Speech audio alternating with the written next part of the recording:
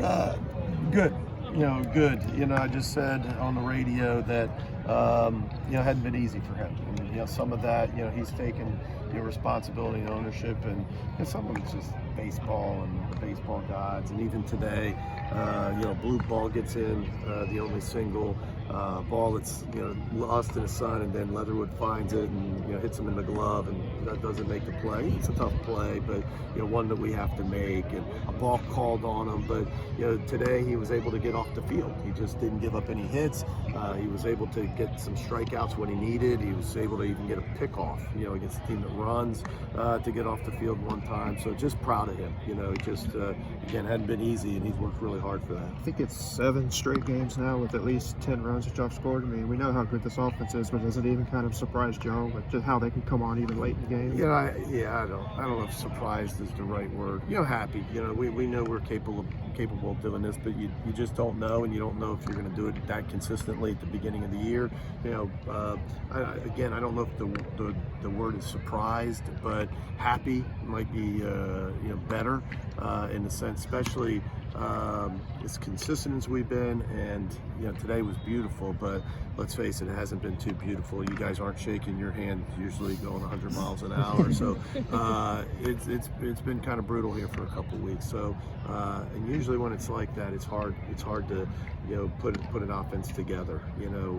Usually that's when pitching really does its best. And so to swing it like we have through the first couple of weeks, I think it's been really nice to see. I've seen Tim get a lot of balls. You ever seen him square one up like that one? I stopped looking at it when the center fielder just gave up and started walking over. And Graham made a comment because last year me and Graham kind of ragged him because he hit a ball that hit the top of the batter's eye. And me and Graham just ragged him that he couldn't hit it over the batter's eye. And he goes, "I guess we can't say that anymore." I said, "Did he go over?" And he goes, "Oh yeah, it did." So I missed it. Yeah, they all count the same once they go over the fence, but probably makes for better video. A couple days later, Dunhurst, how's he doing? Good.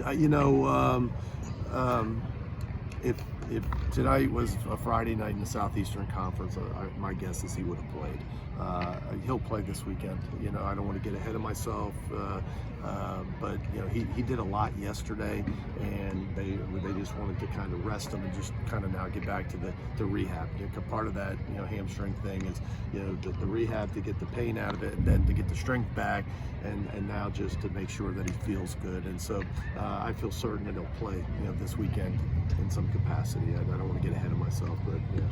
Just like 6 pitches or whatever. Kimbrough, another left-handed option potentially. Yeah, and it's tough. You hate to do that and take him out after that and bring Wes in, but just got to try to get some guys on the field. And we're hoping that we could go 4 innings in a row and let 4 guys throw and let them all throw an inning, but Tim hit one over the batter's eye and kind of squelched that plan. So I thought it was nice. And you're exactly right, another left-handed option. I was hopeful that it would happen today because they've batted so many left-handers or have so many left-handed options. Once we got Elliott out yesterday, you could see all the left-handed options.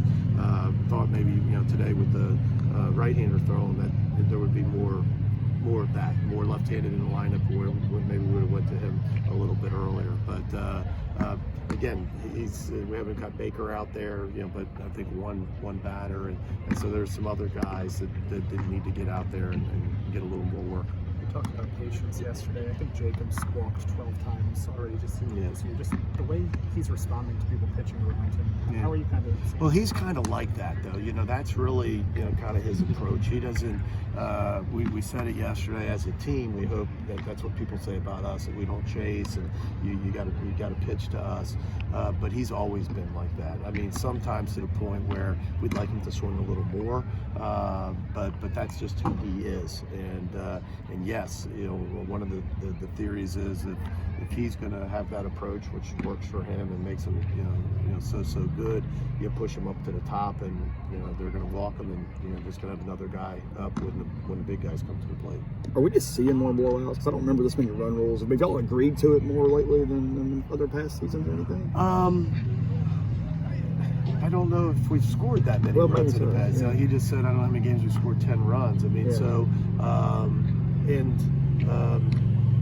they started announcing it. Well, there's probably times that it wasn't a run rule in effect, and and you guys didn't know, or just because we didn't announce it, because something that you just don't announce, but we started announcing it for the fans, and just it wasn't to show anybody up or anything, to announce it before the game so people would know. And when the second game of the season, we had 11,000 people here and the game ended, and we didn't want people to, well, why is that?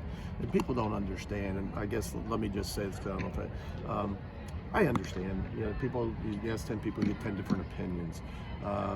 But our game's different. You've heard me say that through years, but let me really explain. Like, there's no clock, right? So you can't just say, hey, just play it out, because they have to get the outs, right? And so if you had to stop the other team in football, right, then they would probably have some type of rule where if you got up by 50, right? And you've seen those blowouts, and they have a clock. And you've seen the blowouts in basketball, and they have a clock.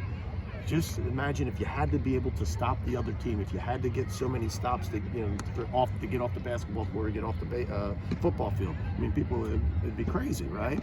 And so that's why that you have it in baseball. And I get it. We don't have it in Southeastern Conference except for on the travel day. But the reason you don't do it is because you don't want somebody to have the advantage that you beat them, but they didn't have to get those outs. They didn't have to use a pitcher because you only have a limited amount. So there's a certain reason.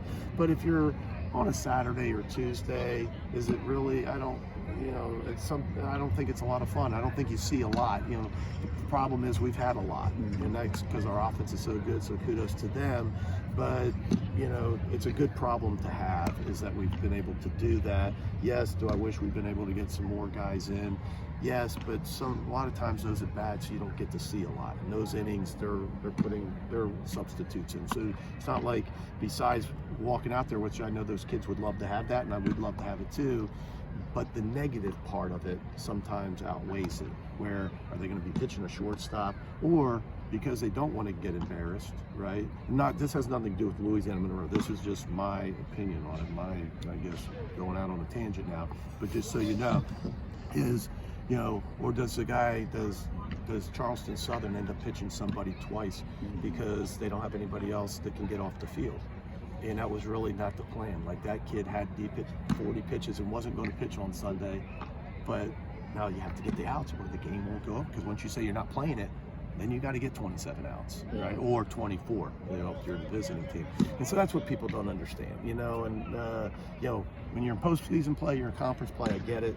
When you're playing non-conference games, does somebody really want to have to pitch somebody twice, or a reliever twice, when they got to go pitch, a conference weekend the next weekend? I don't think anybody wants to do that. So sorry about that. Oh, That's deep. No, thank you. Thank you. Appreciate it, Mike. Thank you.